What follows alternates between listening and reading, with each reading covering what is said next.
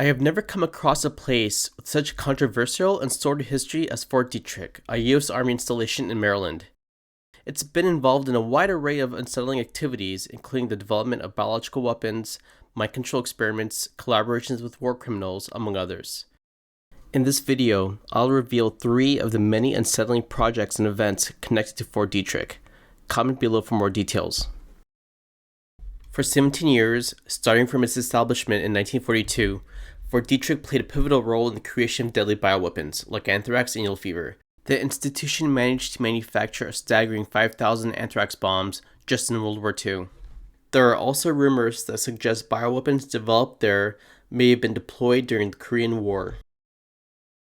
In the 1950s, the United States grew concerned about the Soviet Union's purported mind control capabilities. As a result, the U.S. initiated its own program at Fort Detrick called mkultra. For decades, numerous individuals, both knowingly and unknowingly, were subjected to various drug combinations and psychological torment to unlock the secrets of mind control.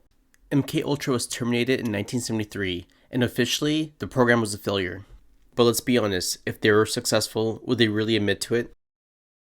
Following World War II, Nazi and Japanese war criminals were granted immunity from prosecution in exchange for collaboration with Fort Detrick on the development of biological and chemical weapons. Their crimes included conducting horrifying experiments involving biological and chemical agents on concentration camp prisoners. Nevertheless, it's important to note that not all projects run by Fort Detrick are clouded in darkness. It's also done valuable research into cancer and medicine, and possesses expertise in defending against biological weapons. But that's just the tip of the iceberg. If you're interested in delving deeper into the controversial history of this institution, please let me know in the comments section below. And don't forget to like, subscribe, and hit the notification bell for more content. Stay curious, my friends.